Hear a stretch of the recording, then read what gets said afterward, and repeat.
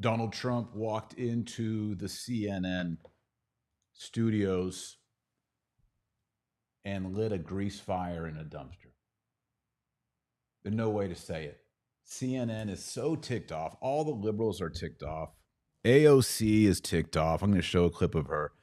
They're so upset. And whatever you think about Donald Trump, you know that I've said good things about him, and I've also said hard, difficult things about him because I don't agree with everything that the Donald does or the Donald says. It is interesting to see Fox News falling apart after Tucker Carlson getting let go, whatever happened there.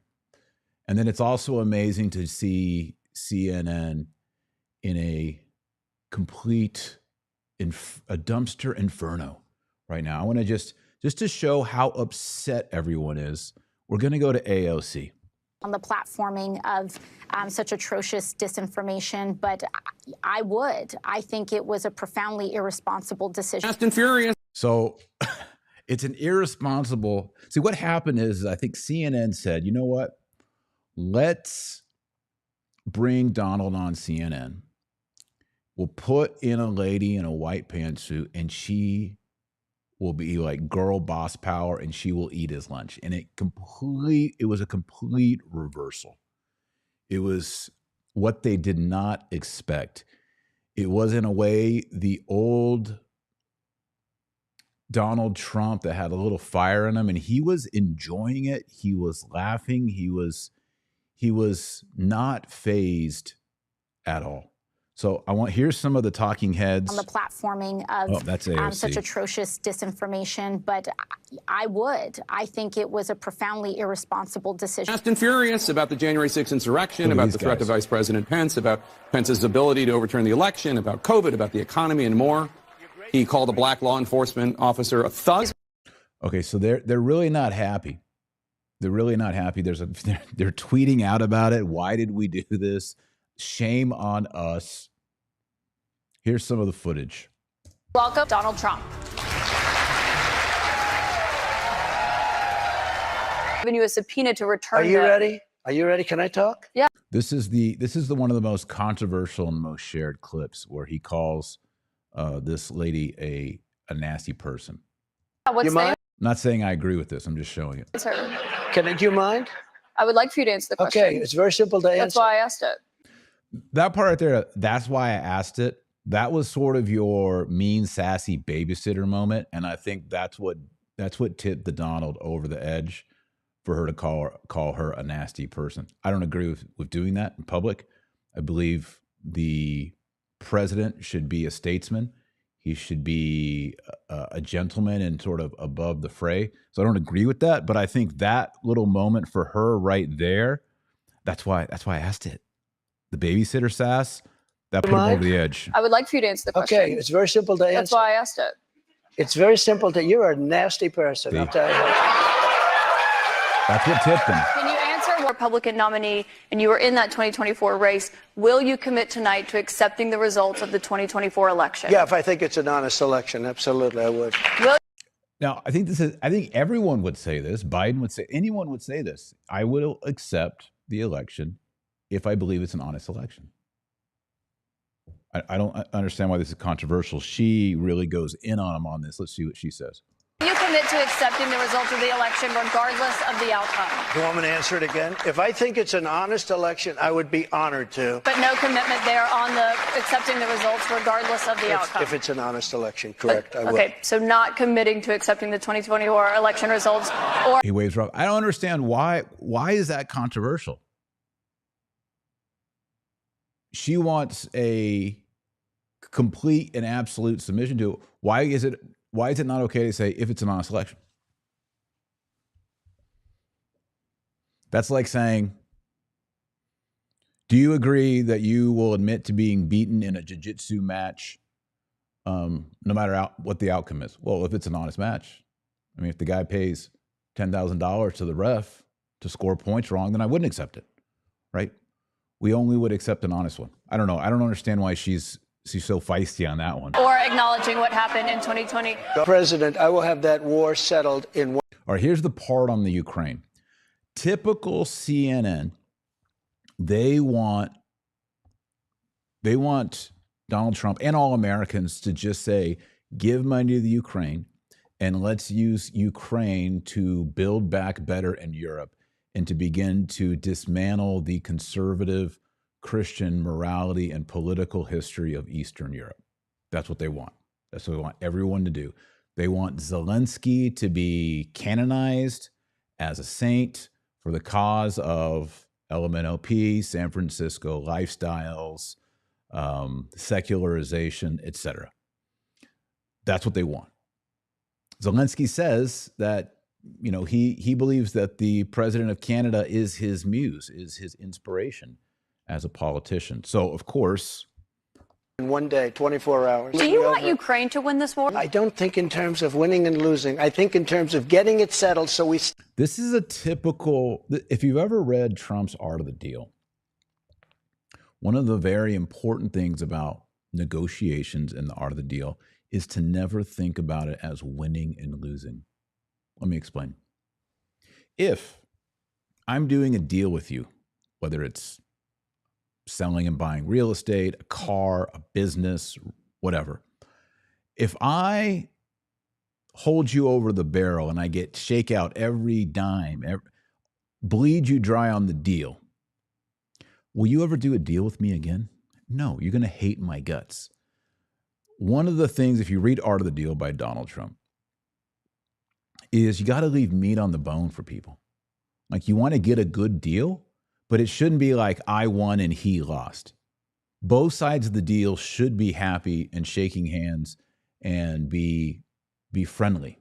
And then when you do that, when you leave meat on the bone, that means that there's another deal with that person down the road and another deal and another deal. So you're not just successful on one deal where you scrape off all the meat. You have to leave meat on the bone so that you get future deals. So Trump, I think he's saying here, I don't think of it as terms of winning and losing when it comes to politics, just like he doesn't think of it in winning and losing in real estate. He wants more deals. I think it's an interesting, Stop maybe you disagree killing with all me. these people and breaking down I want Ukraine or Russia to win this war. I want everybody to stop dying. But you won't say that you want Ukraine to win. By stupid people, by very stupid people. You once said that using the debt ceiling as a negotiating wedge just could not happen. You said that when you were in the Oval Office. I was president. So why is it different now that you're out of office? Because now I'm not president. That was a good one. Well, why do you say that now? Because now I'm not the president. The people love, see, that's the playful, confident, cavalier sort of thing that people like, and it was red meat to the audience. This is why it just blew up in CNN's face. A little bit more here. The Capitol, and they were breaking into the Capitol, smashing windows, injuring police officers. Why did it take you 3 hours to tell them to go home?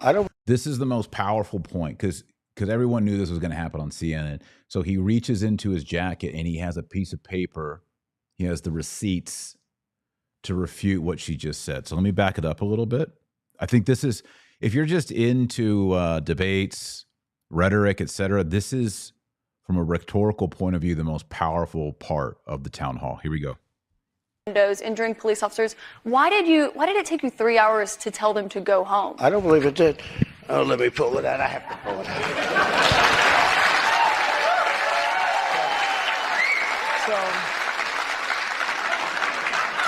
So if you look at, on January 5th, the day before, I said, please support our Capitol Police and law enforcement.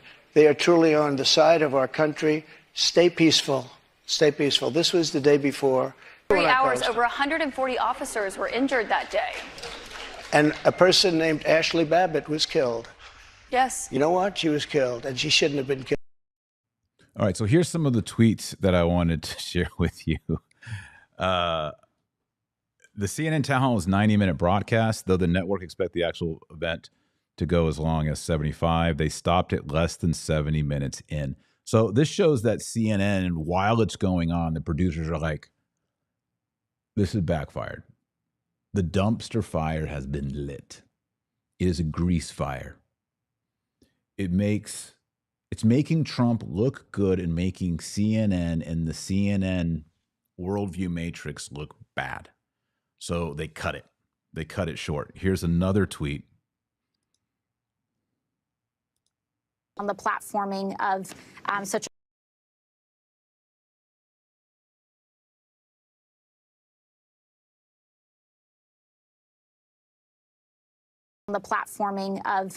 such atrocious disinformation, but I think it was a profoundly irresponsible decision. Fast and Furious.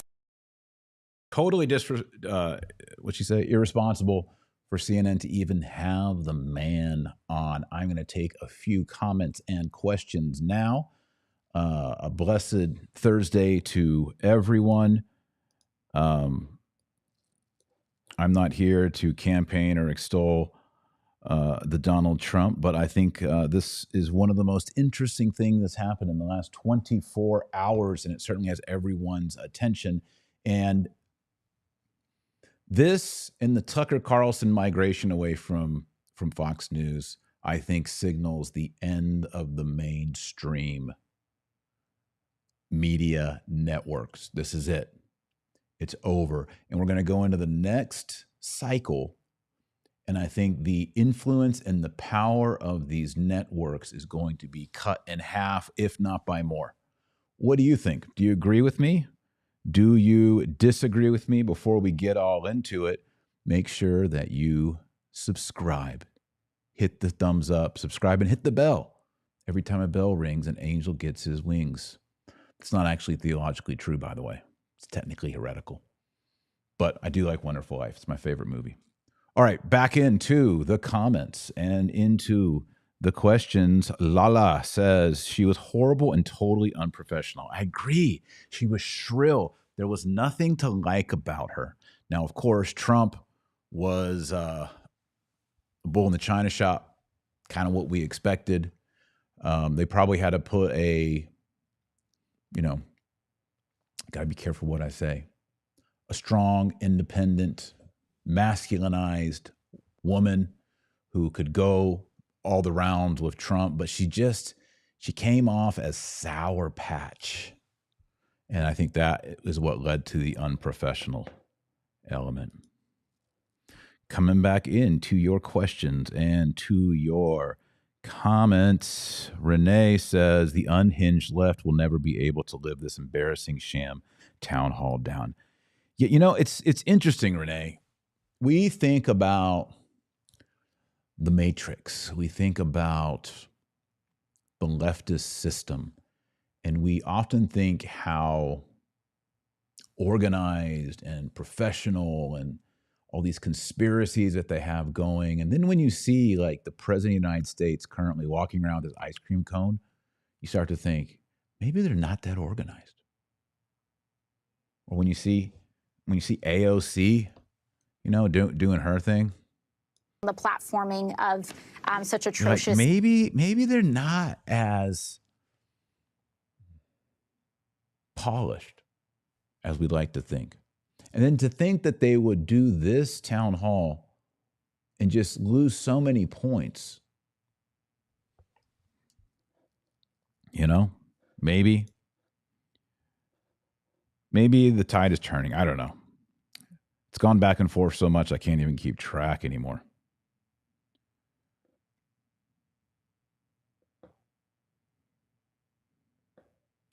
Trying to find some comments that are appropriate. Keep it clean, people.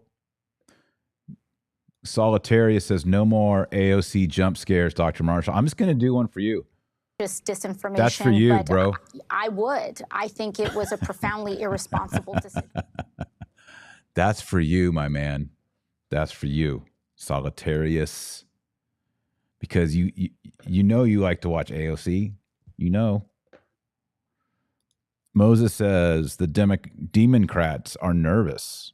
They know they're running out of options. Here's a counterpoint. Adam says to look that organized is a tactic of the modernists. As St. Pius X said in Pascendi, they act confused but are not confused. Interesting. Adam, I see you're wearing a cassock and a beretta. Are you a priest? Are you a seminarian? Prayers for you. Prayers for you. Yeah, maybe CNN did this just to look dumb, to look disorganized, but they got the master plan. It's like when you're playing chess and you let a knight hang because you know in 2 or 3 moves you got the queen if you let the knight hang. Maybe this whole town hall, CNN just let the knight hang. Maybe you can let a bishop hang in order to capture a bigger piece. I don't know. But the battle is here. Ethna says, stop showing AOC's eyes. You mean these eyes? Furious about the January 6th insurrection, about the threat to be cute. You mean the this? platforming of such atrocious Ratings. Yeah, I mean, in a way, CNN ultimately wants ratings, but ultimately it's more. There's an ideology behind it. It's beyond ratings. So, yeah, I don't know. I don't know what to make of it, my friends, my people, my amazing podcast audience. Going back into your comments and into your questions. Trump said they gave him an offer he couldn't refuse. I wonder what that was. Okay, here is a counterpoint for you. Maybe they want everyone to rally to Trump because they think or they know they can beat Trump. That would be a sinister play right here. What do you guys think? Is the left rallying around the Donald because they think and or know they can beat Trump?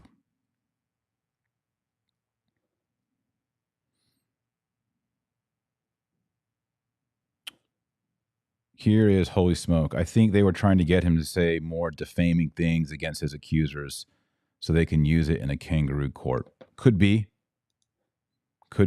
There was a part of the town hall in which he talked about his woman accuser and the name of her dog.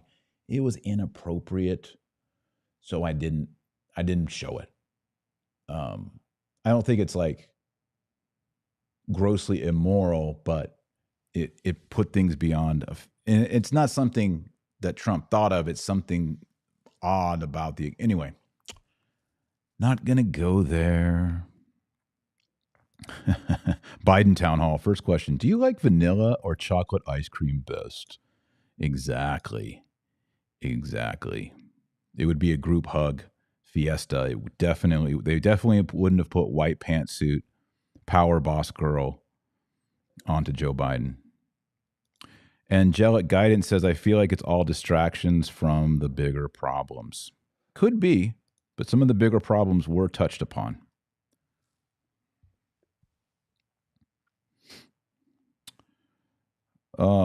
Going back into King Charles III, different topic, but I heard reporters say that the King of England, at his coronation, prayed for all religions, not just for Anglicans. Of course he did.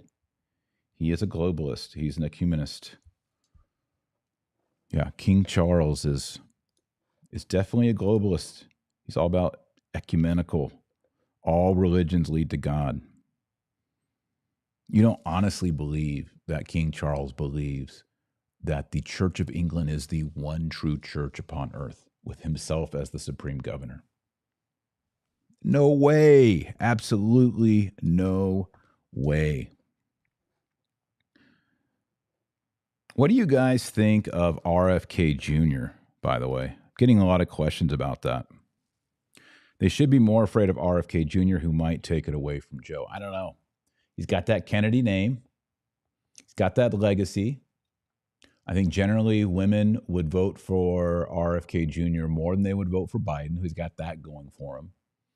But he's got really radical positions on the pokey poke and conspiracy theories, and a lot of Americans may not be ready for that, especially on the left. You see, people on the right are open to that. People on the left are not open to that. We don't need kings. Joseph, I disagree. We do need kings. That's why I am also running for president in 2024 on the Christ the King platform. Do I expect to win?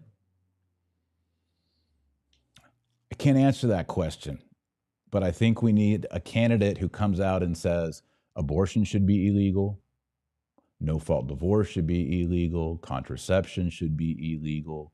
We need a Christian culture in America.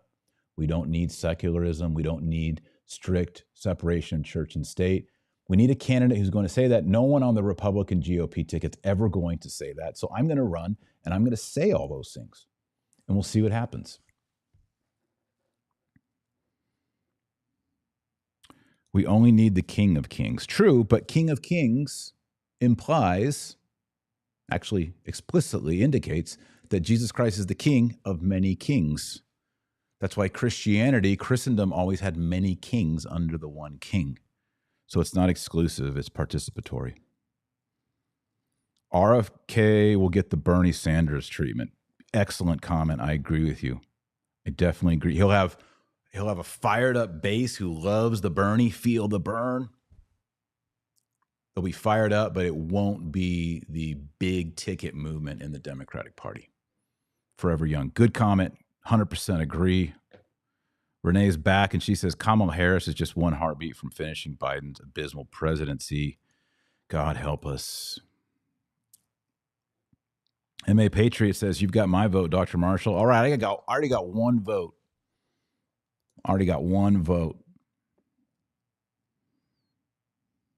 I'd vote for you, and I'm LCMS, Lutheran Church, Missouri Synod. Man, I got a Catholic voter, and I've already got a Lutheran voter already. And I'm running on when I'm running on a Catholic platform, and I got a strict Missouri Synod Lutheran voting for me, you know that's legit.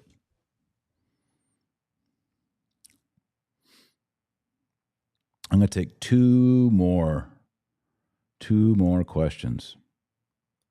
We must pray that King Charles will come to the truth. As a Brit, he is my king, but he is also a layman and has no authority over the church. He is the supreme governor of the church, but yeah.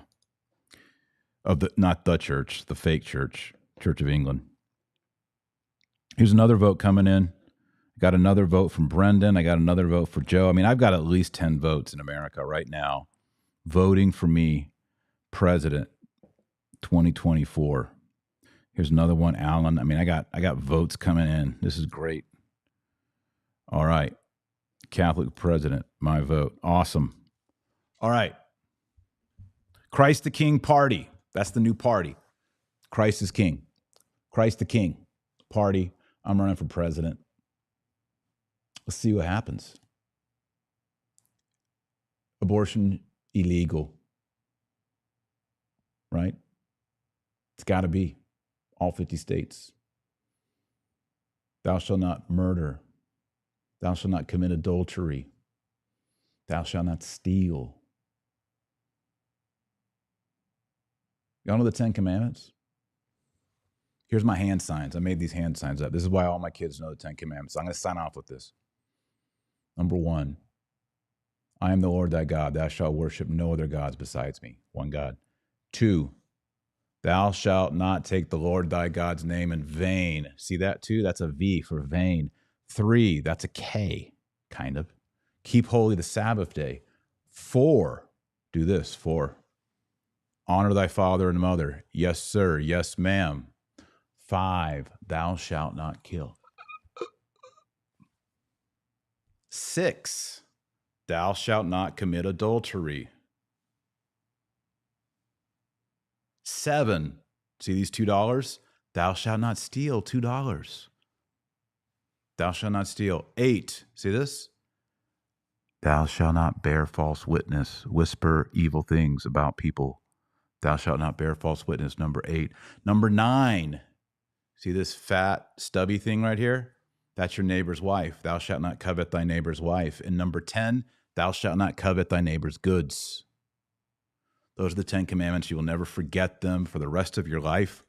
This is why my 8 children have the 10 Commandments burned in their brain. And by the way, if you like that, as cheesy and elementary school as that is, I teach advanced theology, and I even teach those kind of things to help you remember the Holy Apostles, the 7 Sacraments, 6 Precepts of the Church. You should sign up at nsti.com. It's where I teach online courses in Latin Mass, philosophy, Bible, apologetics, Thomas Aquinas, church fathers, medieval philosophy and theology. You can sign up right now for summer enrollment. You need to be studying during summer school. You'll be confident in your Catholicism. You'll know the Bible. You'll have the answers. When a Muslim makes an objection, when a Jewish person makes an objection, when a atheist, a liberal cafeteria Catholic, we've got the answers. We've got the playbook for you. It's simple. It's easy. There are thousands of students right now doing it. You should join them for summer enrollment. Become a student at nsti.com. Sign up today. I think 15 people signed up yesterday. Lots of students coming in. Be one of the ones that signs up today while we have summer enrollment open, nsti.com. All right, that's today's show. Pray your rosary every day or you're not on the team. That's a big part of my presidential campaign. You got to pray the rosary every single day. Find a traditional Latin Mass. Read the Bible every day. Go to confession at least every 2 to 4 weeks. Keep that soul clean.